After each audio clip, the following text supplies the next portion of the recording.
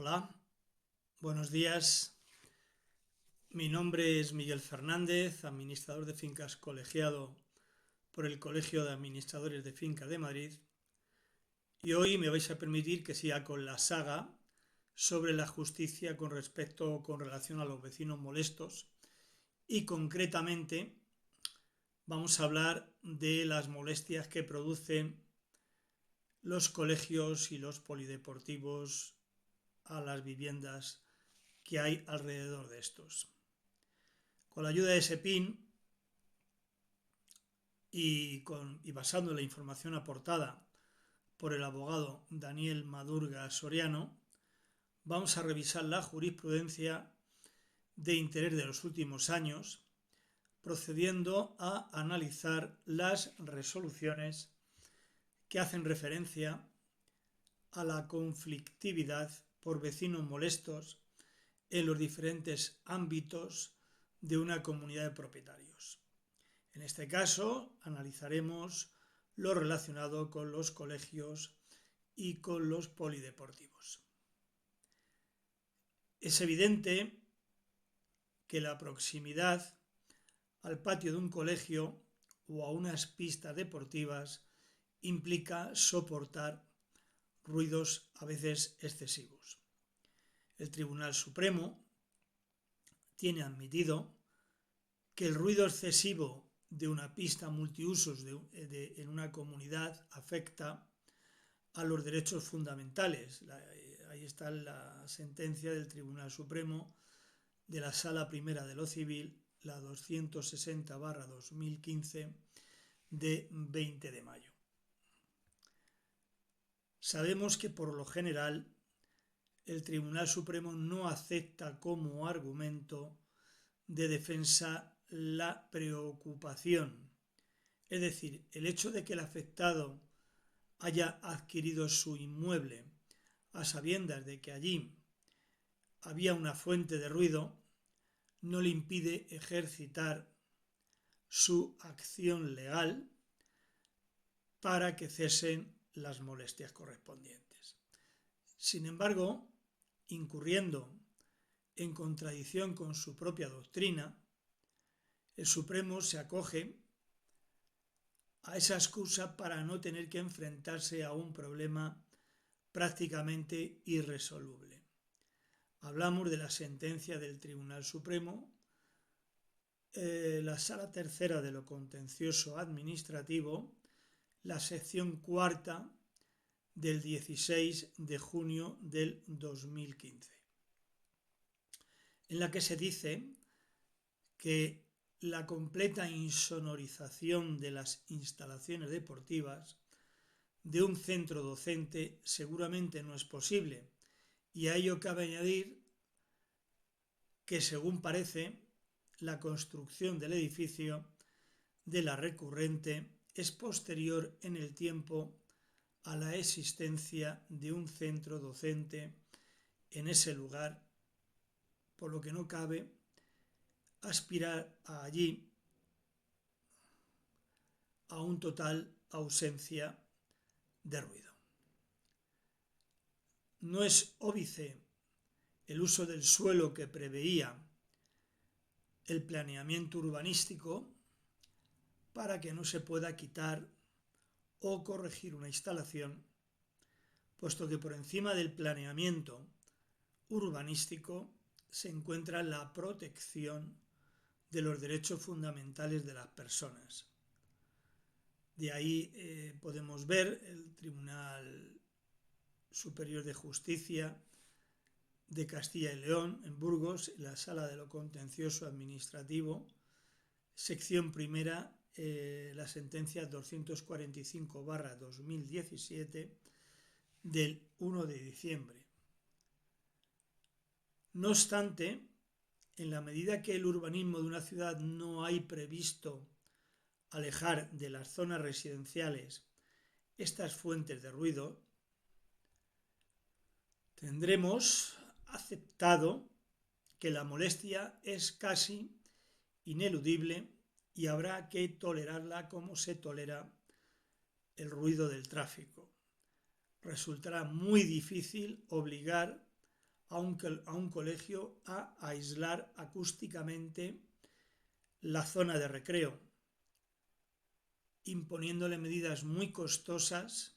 y no digamos ya el proponer clausurar la actividad. El juzgado exigirá una prueba contundente que demuestre de una molestia insufrible, que además esté claramente aislada y muy por encima de otras fuentes de ruido. A continuación aportamos ejemplos de demandas que fracasaron por ausencia de prueba bastante para convencer al juzgador de la pertinencia del cese de la actividad o de la adopción de medidas. Por ejemplo, la Audiencia Provincial de Las Palmas, la sección tercera, la 119/2020 del 3 de marzo, leemos unos extractos de esta sentencia. Dice: el no haberse medido el ruido de fondo, no se puede saber si la diferencia con la fuente sonora deportiva por el baloncesto en el patio de un colegio privado a la vivienda genera una inmisión ilícita. Dice, o extractamos, el marco legal sobre la medición del ruido, legalmente soportable, viene dado actualmente por la Ley 37/2003 y el Real Decreto que la desarrolla, el 1367/2007. Esta normativa estatal viene a armonizar la reglamentación previa dispersa y es de aplicación preferente a las ordenanzas municipales, ya que el artículo 6 de la Ley 37/2003 señala en el artículo 6, está señalado en el artículo 6 de las ordenanzas municipales y de planeamiento urbanístico. Corresponde a los ayuntamientos aprobar ordenanzas en relación con la materia objeto de esta ley. Asimismo, los ayuntamientos deberán adaptar las ordenanzas existentes y el planeamiento urbanístico a las disposiciones de esta ley y de sus normas de desarrollo. Por tanto, siendo la ordenanza municipal de Las Palmas de Gran Canaria, en este caso, sobre protección frente al ruido y vibraciones del 15 de julio del 2002, los niveles de ruido permisible de dicha ordenanza han de adaptarse a las especificados en los anexos del Real Decreto 1367/2007, que son superiores, como admite la propia prueba pericial de la parte actora realizada por el ingeniero técnico don Severino. Así, si partimos de la base de los resultados de medición del ruido realizados por dicho perito durante la emisión de la fuente sonora litigiosa, actividad deportiva en la cancha del colegio, Claret concretamente, los niveles fueron de 64,60 decibelios, 63,90 y 70,5. Teniendo en cuenta que el nivel admitido por el Real Decreto 130.367/2007 es de 60 decibelios, pero que hay que descontar hasta 3 decibelios por ruido de fondo no determinado por el perito de parte, el límite estaría en 63 decibelios, con lo cual, excepto la ocasión puntual de medición de 70,5 decibelios, fruto de unas circunstancias no habituales, el nivel de ruido se situaría en niveles reglamentarios. ligeramente por debajo del límite o por encima, lo que nos llevaría a la aplicación de la proscripción del ejercicio abusivo del derecho con arreglo al artículo 7.2 del Código Civil, que dice que sería abusivo un ejercicio de la acción de cesación por emisiones acústicas ilegítimas cuando la medición no supera el límite reglamentario en apenas 1,60 decibelios y no en todas las ocasiones. Habida cuenta además del interés público de la actividad desarrollada, competiciones deportivas organizadas por la Federación de Baloncesto. Pero es que además ni siquiera debemos llegar a esas conclusiones, ya que la prueba realizada sobre la medición del ruido no puede ser admitida al no haber respetado las exigencias regladas de la medición acústica conforme a la propia legislación. Y ello porque el perito no ha medido el ruido de fondo, lo que invalida las mediciones efectuadas. La norma general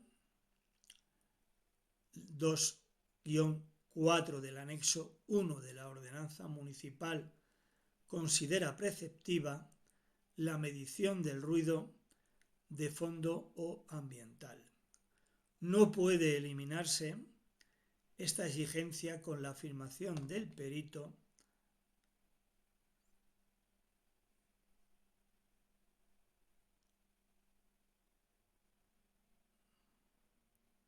de que en todo caso el máximo de desviación por ruido de fondo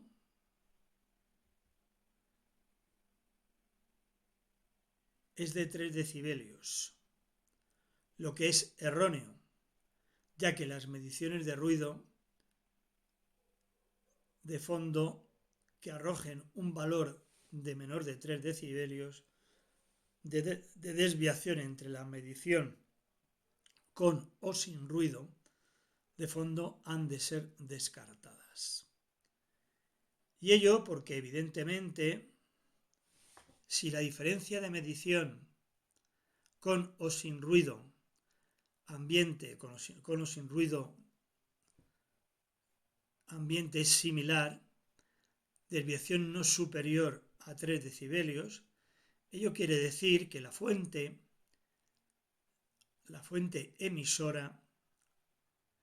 del ruido tiene escasa incidencia. Por tanto, la corrección por ruido de fondo hasta 3 decibelios es una operación que solo puede realizarse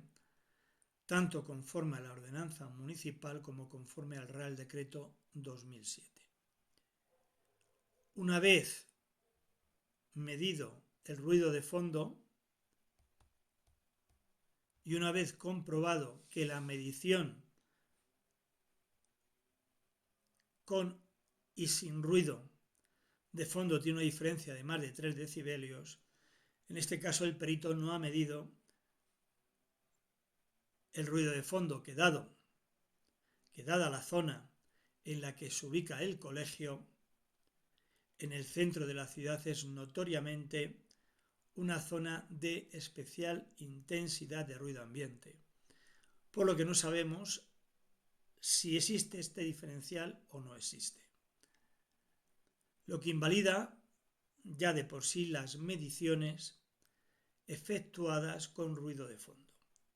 Pero es que además las alegaciones del perito para justificar el no haber realizado esa preceptiva medición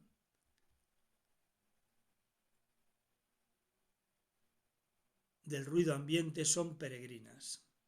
ya que expresa que no se puede parar la actividad deportiva para realizar la medición. Evidentemente, la medición del ruido de fondo sin la fuente sonora litigiosa podría haberse hecho sin necesidad de interrumpir la prueba. inmediatamente antes de la competición deportiva o inmediatamente después. En conclusión, no sabemos científicamente y de acuerdo con los procedimientos reglados por la fuente, con los procedimientos reglados si la fuente de ruidos, la cancha deportiva, tiene relevancia en el ruido total para configurar una intromisión ilegítima por ruido al no haberse medido el ruido de fondo ni saber si la diferencia entre el ruido de fondo y el de la fuente sonora deportiva. Aunque así fuera, las mediciones realizadas por el perito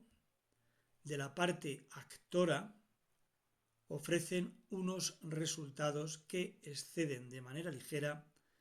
y puntual de los límites reglamentarios. Por todo ello, entendemos que no se da el requisito de la acción de cesación. La prueba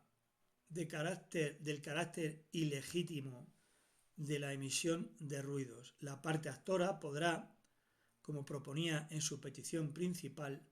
de la demanda, por supuesto, realizar por sí las actuaciones de insonorización de su vivienda para reducir los niveles de ruido que le suponen molestias, pero no puede exigir que dichas obras sean costeadas por la parte demandada, en este caso por el colegio.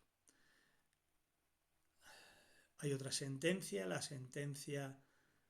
138.749 de la Audiencia Provincial de Cantabria. En los extractos dice lo siguiente: la parte demandante es la que tiene que acreditar la existencia de los ruidos alegados que se producen en la pista de pádel y no quedan suficientemente acreditados. En el caso de las pistas deportivas, el problema de ruido se une a la contaminación lumínica. En la siguiente sentencia vemos cómo se concede indemnización por daños morales a una familia que estuvo soportando 8 años estas injerencias. La Audiencia Provincial de Madrid, sección 25, la 188/2019, en el extracto dice: no hay cosa juzgada respecto a la acción ejercitada en la vía administrativa, pero sí son vinculantes los hechos sobre las emisiones de ruido y lumínicas por actividades en las instalaciones deportivas, debiendo indemnizar los daños morales. Las pretensiones formuladas en el previo proceso sustanciado ante el orden jurisdiccional contencioso administrativo perseguían, en definitiva, por un lado, la condena del ayuntamiento a la adopción de las medidas adecuadas tendentes a eliminar los excesos de ruido e emisiones de carácter lumínico, producidos como consecuencia del desarrollo de actividades en las instalaciones deportivas de la finca colindante. Y por otro lado, la condena a indemnizar los daños morales producidos por la inactividad del ayuntamiento al no adoptar medidas de subsanación. Resulta incuestionable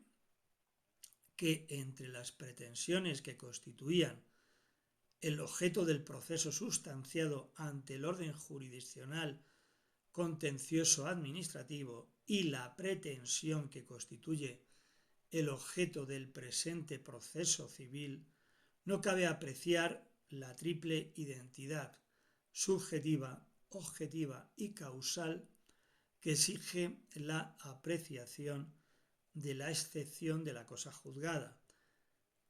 el efecto negativo o excluyente de la cosa juzgada opuesta por la entidad demandada. Efectivamente, no cabe apreciar la identidad sin variación alguna del objeto de ambos procesos en cuanto a los sujetos a las cosas en litigio, a lo que se pide y a la causa de pedir. En el presente caso, el presupuesto fáctico que sirve de fundamento a la pretensión indemnizatoria formulada lo constituye la vulneración durante 8 años del derecho a la intimidad personal y familiar en el ámbito domiciliario. En el ámbito domiciliario de los demandantes, originado por la contaminación acústica y lumínica generada por las actividades desarrolladas por la entidad demandada, por el ayuntamiento, en la finca colindante, mientras que el presupuesto fáctico de la pretensión indemnizatoria formulada en el previo proceso contencioso administrativo lo constituya la inactividad del ayuntamiento, al no adoptar las medidas de subsanación tendentes a eliminar los excesos de ruido e emisiones de carácter lumínico producidos como consecuencia de desarrollo de actividades en las instalaciones deportivas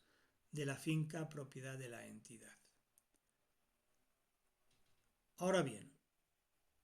la falta de plena identidad entre los objetos de los dos procesos en cuestión,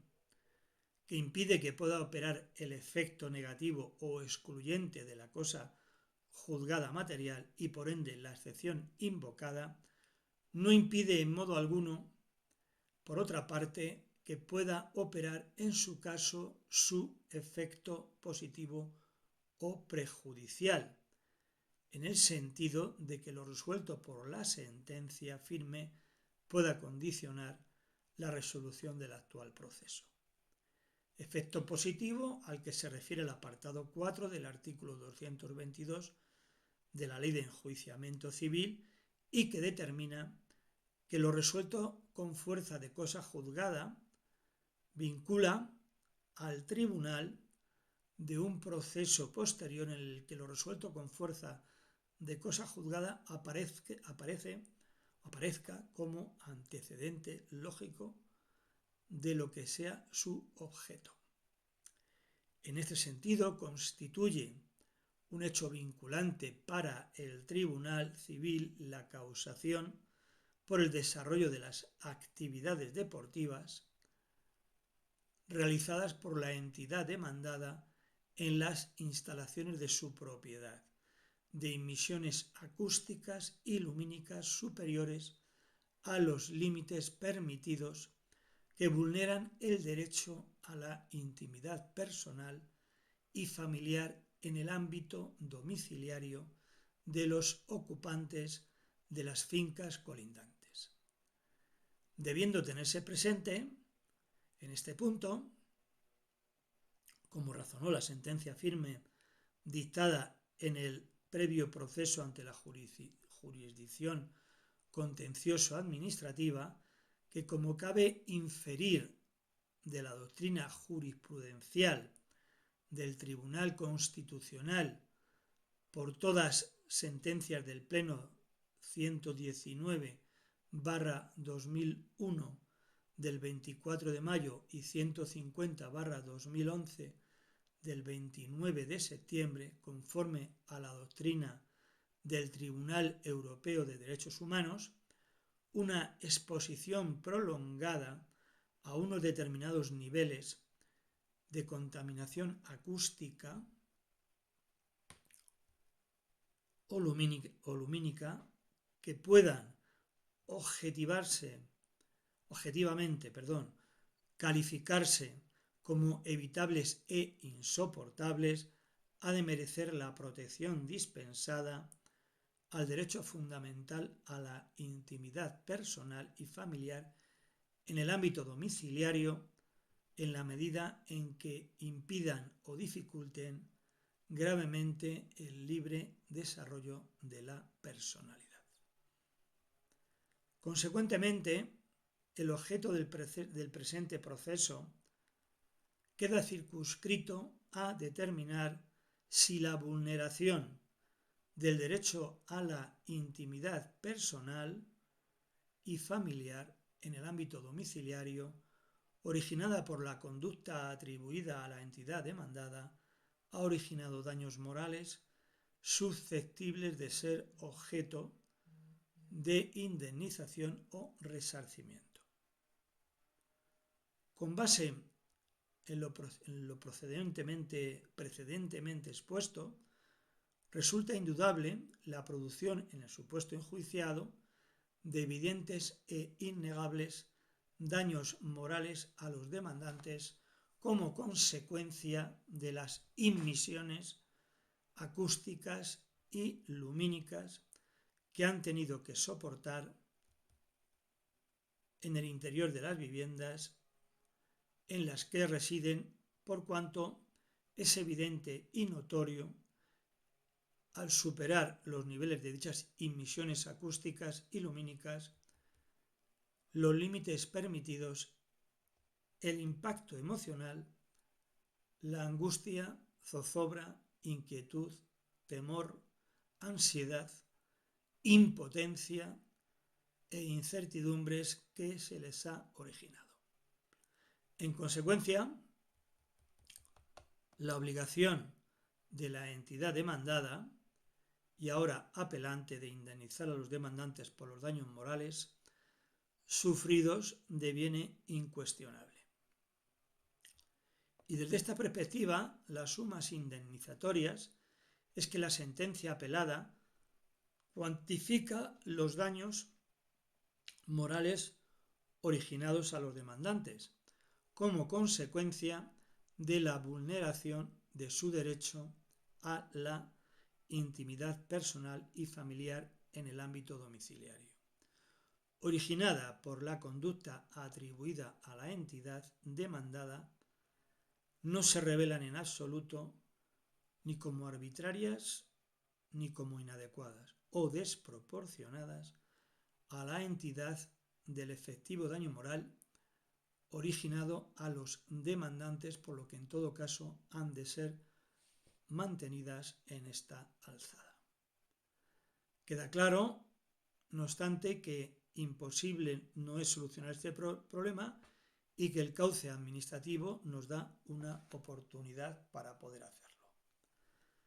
Vemos que la sentencia del Tribunal Superior de Justicia de Castilla y León de Burgos, la Sala de lo Contencioso Administrativo, sección primera, 19/2016 del 29 de enero, en el cual el Ayuntamiento de Segovia fue condenado a realizar una serie de mediciones de ruidos y, caso de superarse el nivel permitido, la sentencia en ejecución ordena trasladar las instalaciones deportivas en que se originen lejos del domicilio del actor. Repite el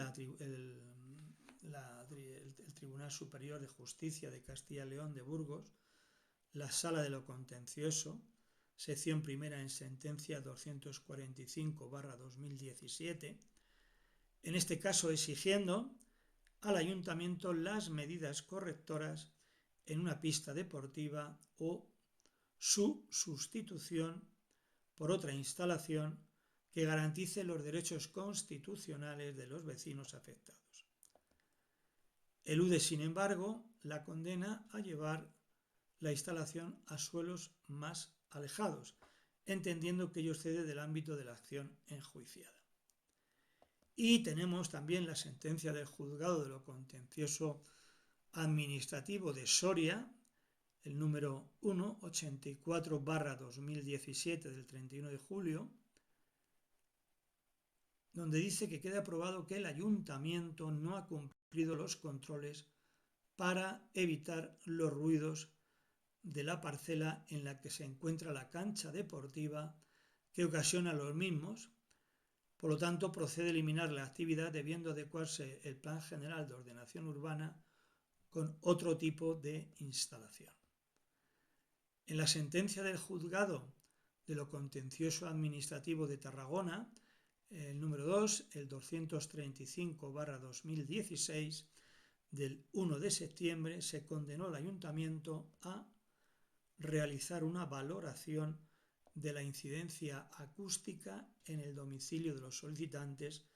de las emisiones de ruido generadas por las actividades de ocio, deportivas y esparcimiento que se llevan a cabo durante todo el año sin ningún tipo de control horario, y a que, de acuerdo con la necesaria y previa valoración de la incidencia acústica sobre el domicilio de los solicitantes, se concreten y materialicen las medidas necesarias para adaptar a la legalidad vigente los niveles de las emisiones sonoras que dichas actividades de ocio, deportivas y esparcimiento generen, suspendiéndose dicho tipo de actividades hasta que se concreten y sean una realidad las medidas necesarias para evitar las molestias que los vecinos afectados han de soportar. En la misma línea, la sentencia del Juzgado de lo Contencioso Administrativo de Mallorca condena al Ayuntamiento al cese inmediato de la actividad de la instalación deportiva, absteniéndose la Administración demandada de producir o permitir emisiones de ruidos en la misma hasta tanto no haya adoptado dichas medidas correctas necesarias de insonorización y aislamiento acústico para evitar las emisiones de ruido por encima de los límites legales, debiendo adoptar además las oportunas medidas de control y el efectivo cerramiento perimetral de dicha instalación que impidan la entrada no autorizada de personas, junto con la retirada de las pistas de las porterías y otros elementos deportivos para impedir el ejercicio de cualquier juego o actividad por parte de intrusos. Muchas gracias por vuestra atención y nos vemos en un próximo artículo que produciremos en los próximos días. Un abrazo.